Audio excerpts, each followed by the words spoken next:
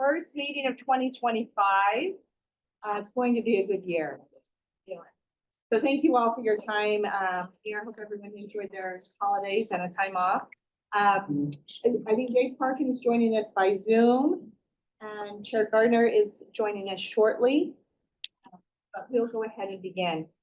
Meeting materials were posted last week, and the trustees have had an opportunity to review the general consent agenda.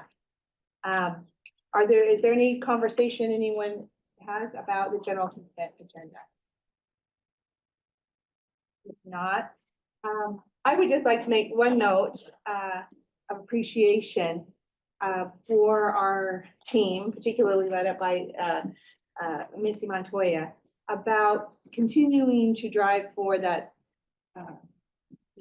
margin of excellence for our students, for our faculty, for research, for education, and doing it with some new centers that are being proposed, but also stewarding the funds of our taxpayers and our students and their families by discontinuing other programs that no longer serve a useful purpose and are good investments, and restructuring programs that need that. That takes a lot of work. It takes a lot of oversight. He's used a great deal of care in researching these and making sure that they were thoughtful and inclusive of the shared governance process. But to have a new centers, restructuring and a discontinuation shows of the good work that's being done to make sure we're delivering a quality product at a fair price. So thank you, Mitzi. Thank you. Hearing nothing else, is there a motion on the general consent agenda? So moved. Thank you, Randy. Is a second? Second. Thank you, Joe. We have a motion and a second to approve the items on the general consent agenda. Debate or discussion on the question? I'll ask for a vote. All in favor, say aye. Aye. Any opposed? Thank you for your support on the items on the general consent. We'll go ahead now and move to the chair's report on convocations. I can't believe I just got settled into the fall and we got through the first semester, but we are now talking about graduation. So we're going to circulate the sign-up sheet and would encourage everyone to sign up for at least 2 convocations. It's so important. It's been such a message of the engagement of this board for trustees to sit on the stand and congratulate our new graduates and to support our deans and our faculty. So hopefully we'll have at least 1 trustee at each convocation. The commencement is Thursday evening, May 1st. And then convocations will be held through Thursday through Saturday at various times. The S.J. Quinney College of Law and College of Pharmacy will have commencement on Friday, May 9th. And the Spencer Fox School of Medicine and the School of Dentistry on Friday, May 16th. And once that's circulated, you'll all get some information and updates on that. Welcome.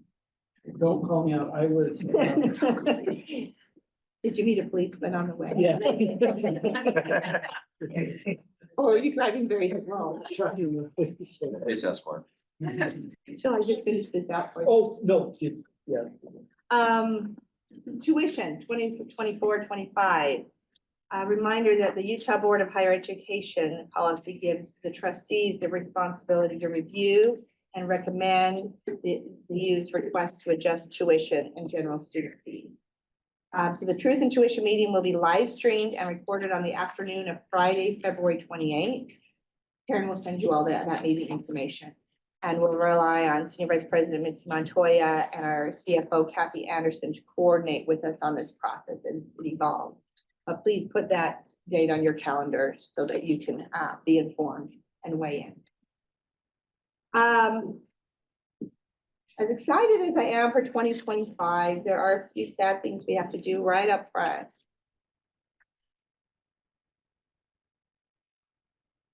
And this is Dr. Micah's last official meeting. We hope he'll hop in now and again, but this is his last meeting.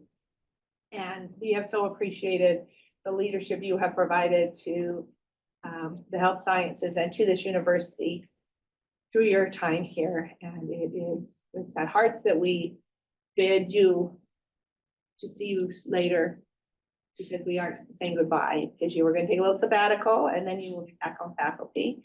And so we get to see you a lot. I'm so pleased. But I'd like Steve Price and ask if he wouldn't mind to read a resolution of appreciation from this Board of Trustees. Thank you, Katie. Whereas Michael L. Mike Good has dedicated countless hours of service to the University of Utah as Senior Vice President for Health Sciences, Dean of the Spencer Fox Echo School of Medicine, and CEO of the University of Utah Health, and in that process demonstrated consistent good judgment and unfailing leadership. Whereas during his 6+ year tenure, U of U Health experienced unprecedented growth in revenue, sponsored research, philanthropic gifts, patient visits, facilities, and national reputation, as well as increases in the faculty, staff, and student populations, thus laying the groundwork for the system's continued success well into the future. Whereas Dr. Good, buoyed by the U of U's health top national rankings for quality of care and patient experience, recruited and promoted the brightest minds to and within the university via the appointments of numerous senior leaders, including associate vice presidents, deans, department chairs, and directors of major research and clinical centers and programs. Whereas he led the U of U Health, the university community, and beyond through the COVID-19 pandemic, partnering with the state of Utah and national leaders to provide informed and sound guidance to Utah citizens. Whereas he, with the ardent support and dedication of his wife, Danette, served as the university's interim president, leading with vision and keen insight, serving as an indispensable resource in the search for and the transition to a new president. Whereas he has built a strong culture of well-being, trust, and respect, and provided an exemplary model of honesty and integrity, and made the University of Utah a better place to live and learn. Therefore, be it resolved that the Board of Trustees expresses its deep and sincere gratitude to Michael L. Good for his tenure of outstanding service to the University of Utah and the communities we serve.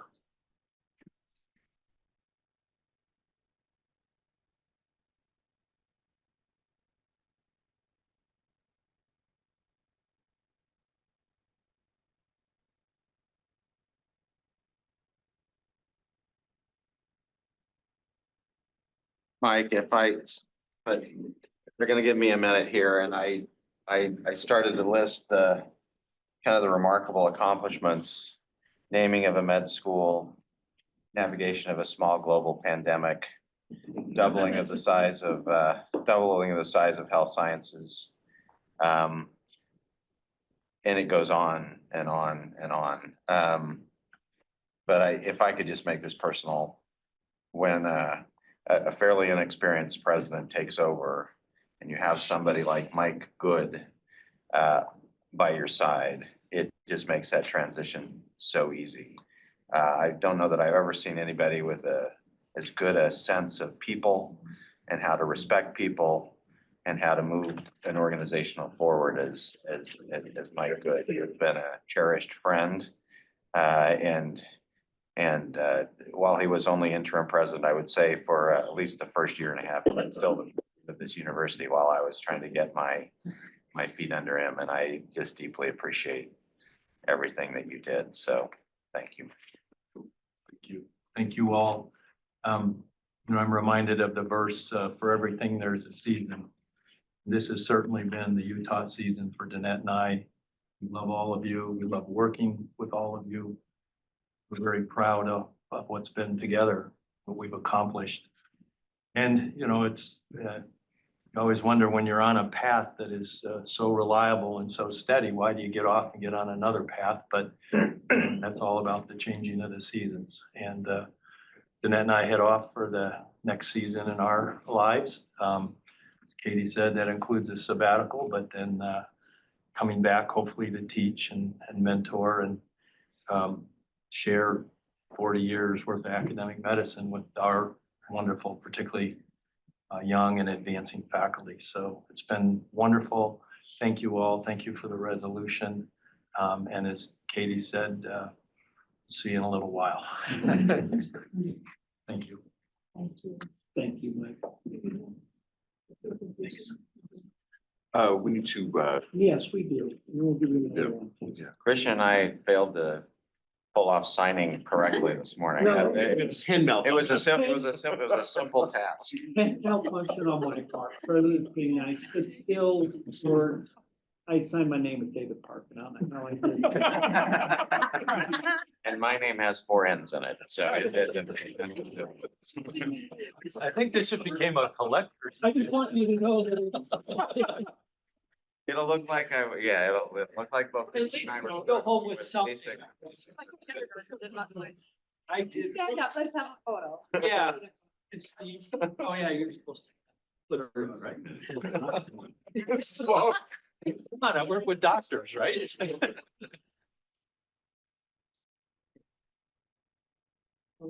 you better get, yeah. Katie, everyone. Probably fix some wood back there. Whichever way you feel like. All right, now you stay right there.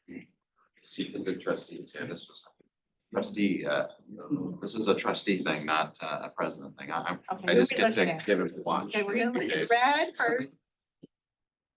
Yeah, look vaguely this way. It's on Katie's phone. Don't feel bad, because we're all looking at him. Hear that. Look at on the table, Rob. Okay, no, No. the other one, Chris, Okay. with like. Don't do the line that has duct tape. Your fingers are.